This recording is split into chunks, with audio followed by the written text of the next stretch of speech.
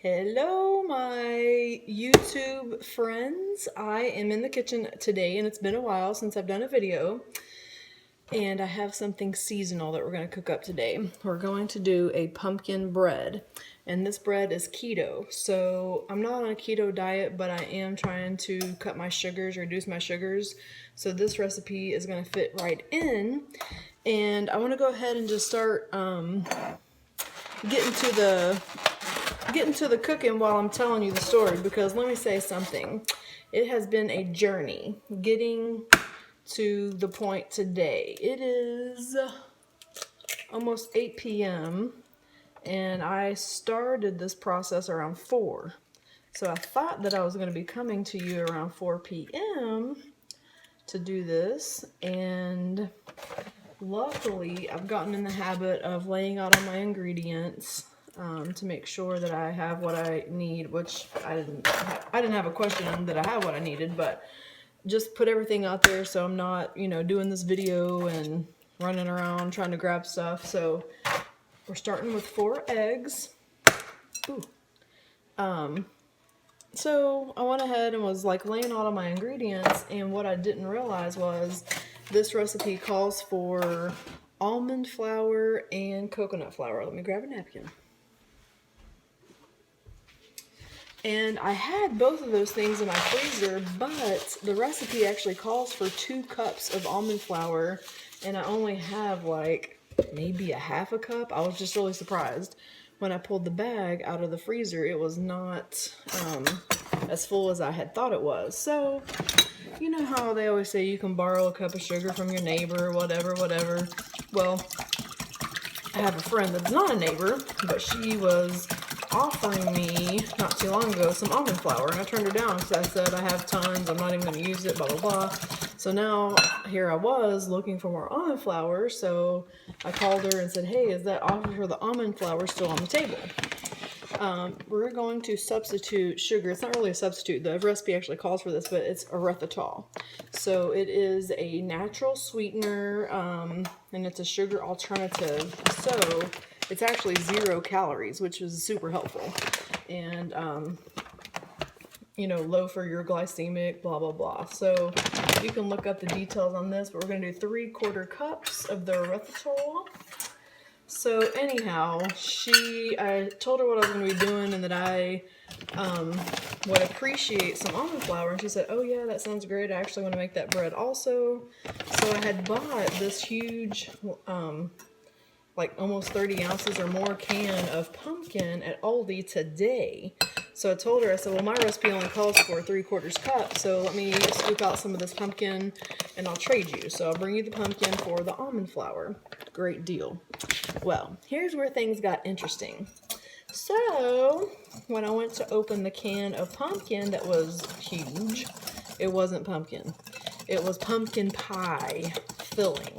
So it already had sugar in it, had spices in it, and I wasn't even alerted to it being the pumpkin pie filling until I smelled it when I opened it. It was like really spicy, like cinnamon and stuff. So I thought, oh no, this is not just regular pumpkin.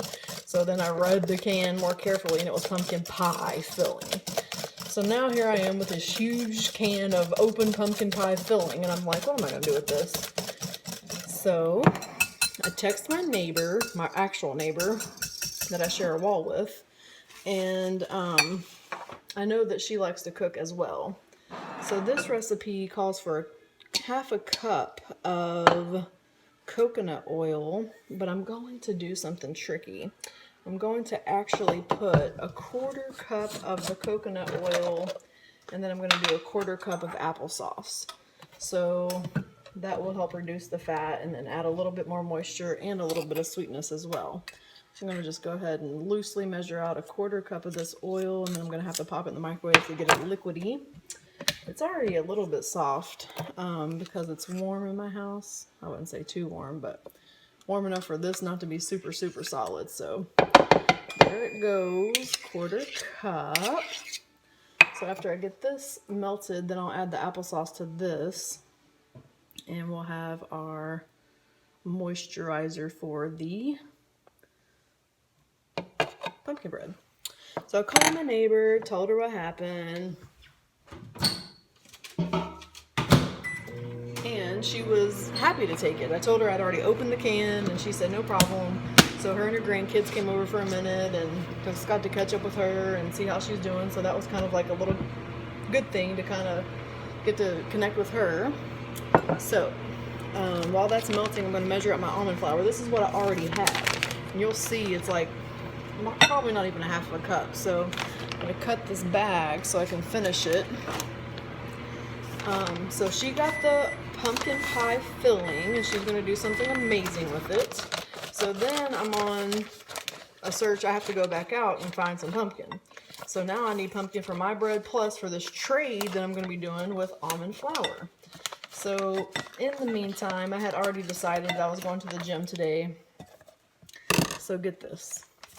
A client of mine is a cyclist. He likes to ride a bicycle. So yesterday, I was working with him on some contracts and stuff, and while we were together on the phone, I was, basically just making small talk, killing time while I'm on the computer trying to look up what it is we're working on. So I asked him, hey, what's up? What are you doing this weekend? Anything fun? And he said, oh yeah, I rode my bike today 70 miles. 70. I'm like, oh my God. I'm like, how are you walking? He just laughed, and I'm like, Lord, man, that's crazy. So I asked him how long it took him. He said about 4 hours. I'm like, Lord, that's dedication. So today I knew I was going to go to the gym. So I got inspired by his story of riding for 70 miles. So I have no way I'm doing 70 miles on the bike at this point, but I did challenge myself to do 20. So I really didn't realize how long it was going to take me. My average speed, I think, after I started tracking it, was around 4 minutes and 20 seconds per mile. So I did 20. I mean, I felt like that was pretty good. So I have 2 cups of almond flour and a 1/4 cup of coconut flour. So I also had a little bit of coconut flour in my freezer, and I almost think this is going to be enough. So my friend that gave me another brand new bag that you just now saw me open of almond flour also gave me a brand new bag of coconut flour. I told her I wasn't sure that I would need it, but running into this little almond flour problem that I did earlier, I don't want to have a repeat of that. So here we are with the coconut flour. So I'm going to measure that out. Yeah, it looks like I'm going to have more than enough. So got the coconut flour in there, mixed in with the almond flour, and a little bit left over, so I'll save that in a Ziploc. Mix this and grab the oil.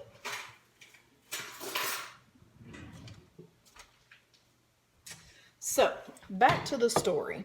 So now I'm on this mission to find canned pumpkin. So I go ride my 20 miles at the bike. Took me about an hour and 25 minutes to do 20 miles. So honestly, I mean, my legs, I can feel it in my legs that I did it, but my butt, man, I mean, my butt is what was like the most sore. And I'm like, oh my God, like I was actually having like a little bit of worry before I got off the bike. It was like my last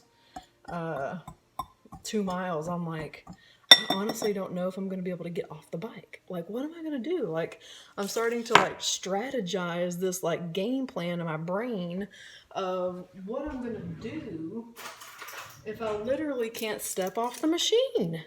I'm like, this is crazy, dude. Like, I've been on here for over an hour, and my butt is like melded to this freaking machine. By the grace of God, I got off, but my butt was sore. But I mean, after I walked around a little bit, it was fine. So right across the street from my gym, did a tablespoon of baking powder.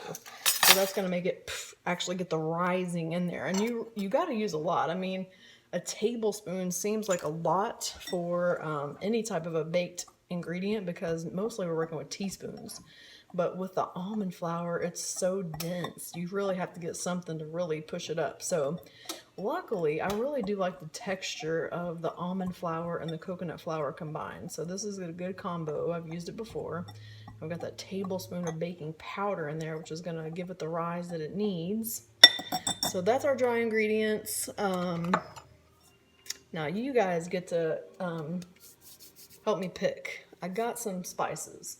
So this is my kind of like my baking spice collection. So I recently purchased this apple pie spice that I'm excited to try.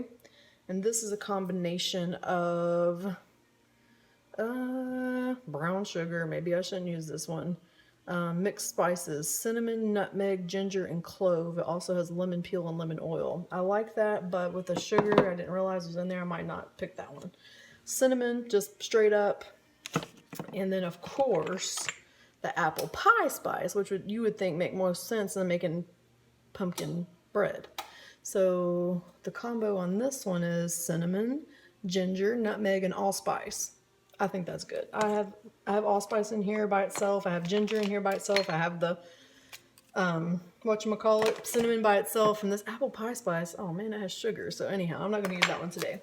So I am going to go ahead and just shake it in here. I'm not even going to measure it, but if you wanted to know the recipe, maybe put 1.5 teaspoons, but I'm being pretty generous because I really do like that seasoning in there. And you know what? While I'm going crazy, I might as well just put some extra cinnamon because I really like the cinnamony flavor in my sweetbreads. So here we are. So back to the story. I get off the machine and Trader Joe's is right across the street from my gym. So I pop in there. Only thing I need is the pumpkin. I'll be on my way, do my little trade, get, back to the house. They don't have any. So I find the stalker guy. Hey, you guys stocking pumpkin? Maybe I'm just looking in the wrong place. Oh yeah, they typically have it, but they're sold out. They'll get some more on whatever day. Okay. So I'm going to put my pumpkin in. We're doing 3/4 cup of pumpkin. So, all right, I'll leave Trader Joe's empty-handed. Next stop, Whole Foods. Walk into Whole Foods. I had some other things that I wanted to get there. I refilled my waters. I always get gallons of water refilled there, so I refilled all that. Walked around, looked around, didn't see the pumpkin. Asked someone else again that was stocking their shelves, hey, do you guys sell pumpkin puree? Yes, we do, but we're sold out. We're supposed to get another shipment on Tuesday, blah, blah, blah. I'm like, oh my Lord, what is up with this? Everybody's trying to get pumpkin. I mean, it's not even Thanksgiving yet.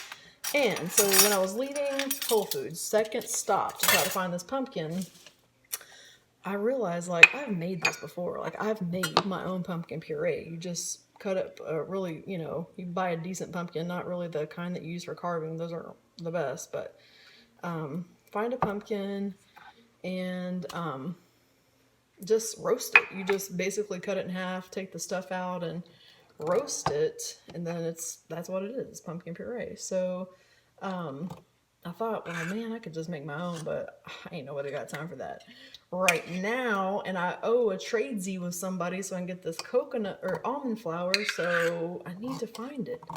So right across the street was Walmart. And, some of my friends make fun of me for being a Walmart shopper. I've been a Walmart shopper for a long time. No shame in it. But honestly, I will say it gets on my nerves. These days, the Walmarts are just out of control. People are all over the place, all over on top of each other, going crazy. I mean, for me, it's not a comfortable, fun place to be. Not for any other reason, but people are just nuts.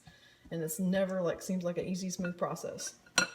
So I'm like, oh Lord, here we go into Walmart. But it was the place to go. Walmart had my back. So I'm not going to sit here and talk bad about it. Get me some vanilla extract. This is not part of the recipe. But if you guys have tuned in before, you can remember I basically do what I want. So I just popped in a little bit of the extract into my egg, erythritol, pumpkin, and now I'm about to do my last wet ingredient, which is the coconut oil that I melted. And I'm going to dump in 1/4 cup of the applesauce. So I've been holding this upside down because this is actually almost finished. So I wanted to have my ingredients down there ready to go. So there's 1/4 cup of the applesauce to go with 1/4 cup of oil. So now we can blend this all together. So 1/4 cup of oil, a recipe originally called for 1/2 cup, 1/4 cup of applesauce, 3/4 cup of pumpkin, 3/4 cup of the erythritol, 4 eggs. Now let me explain the 4 eggs. That seems like a lot, but every time that you cook with coconut flour, you have to put more eggs. I don't know if it's like the binder, whatever it is, it needs more binding, it needs more liquid. So the coconut flour is super dry. So usually when you're cooking with coconut flour, you end up using a lot more eggs. So I've got 4 eggs, and I put a little bit of vanilla extract. This is actually smelling really good. You guys can see that. Smells like pumpkin. Now over here is my dry ingredients. I want to read my list to make sure I got everything in here. Eggs, pumpkin, erythritol, pumpkin pie spice, got that in there, almond flour, coconut oil, baking powder, and walnuts. I'll be adding walnuts. But this walnuts brings me to another part of the story. So I went to Walmart, found exactly what I needed right away. They had pumpkin puree, the good kind, the brand kind. It's not pumpkin pie ready. It's actually just pure pumpkin, which I was happy for. Bought 2 cans of it because I got this little trade deal going with my friend. She needs some too. So 2 cans of that. And then while I was at Whole Foods, I saw where they were selling Lily's baking chips. Lily's is a brand that sweetens their products with stevia. So it's not sugar, and it's like chocolate chips. Or chocolate, whatever, you can buy chocolate bars from them. So looking around for the pumpkin at Whole Foods, I saw like a 6-ounce bag of Lily's chocolate chips for like $7. I'm like, ugh. I really wanted it because I thought it would be a good addition to this pumpkin bread, but I'm like, Lord, $7, this is crazy. No, I'm not doing that. So I did not buy it. Went on my way, went over to Walmart, and I got to discover something amazing, which I'm happy about. So Walmart also had Lily's chocolate chips and other flavored chips from Lily's on sale for cheaper than Whole Foods, but they also had this other brand called Bake Believe. And it was like a half the cost of the Lily's brand, even at Walmart. So this was like $4 for 9 ounces, not 6. So I'm like crazy happy about it. Opened it up, shared it with my friend on our little trade deal with the pumpkin and almond flour. Gave her some and tasted a few, and they are awesome. I mean, they taste so good. Really deep chocolate flavor. So now, with all the running around I had to do with Trader Joe's, Whole Foods, Walmart, friend's house, I mean, we finally got this bread going. And I'm going to have this awesome sugar-free dark chocolate chip to add to it, which is going to be awesome. And walnuts. So, we are going to put the walnuts. They said a 1/2 cup in the recipe. So I'll do that. I'm going to stick with that. This is 1/3 cup. That's fine. Put it 1/3 cup. Little overflow. And then I'm also going to do these chips.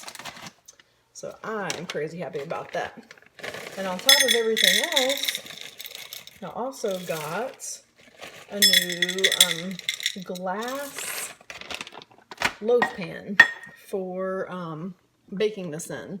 A lot of times when I make these type of sweetbreads, I'll make it in a muffin tin just so it cooks faster and it's easier to grab and go. But I really do like slicing the bread and kind of having a slice of it. So we got the chocolate chips, we got the walnuts, and I'm about to put it in my brand new glass bread pan that I got from Aldi today.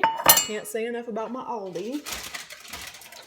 So here it is. I got some parchment paper in there. So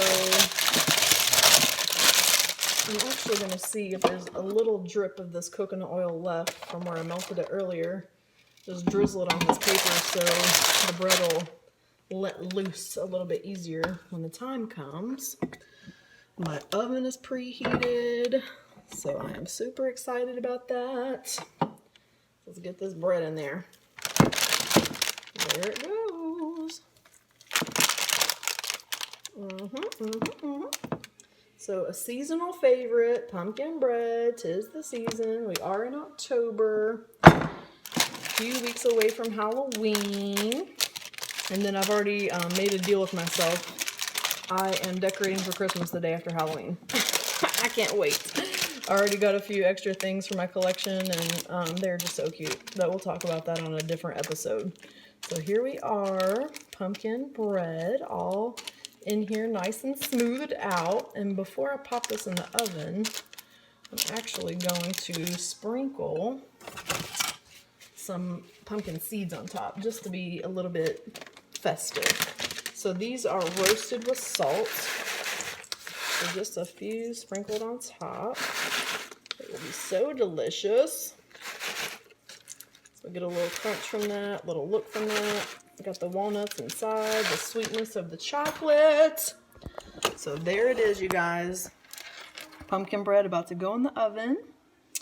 So I'll send pictures of the final product. Hope you guys had a good time and enjoyed the stories. Around and around we went, but we got the ingredients. We got to visit friends, got to catch up with neighbors. Discovered a new Bake Believe product with stevia. So, you know, when things don't work out, you don't have everything you need right away, it might be for a reason, and it's just gonna bring a bigger blessing. So you guys have a good night. Thanks for watching, and we'll connect again soon. Aloha.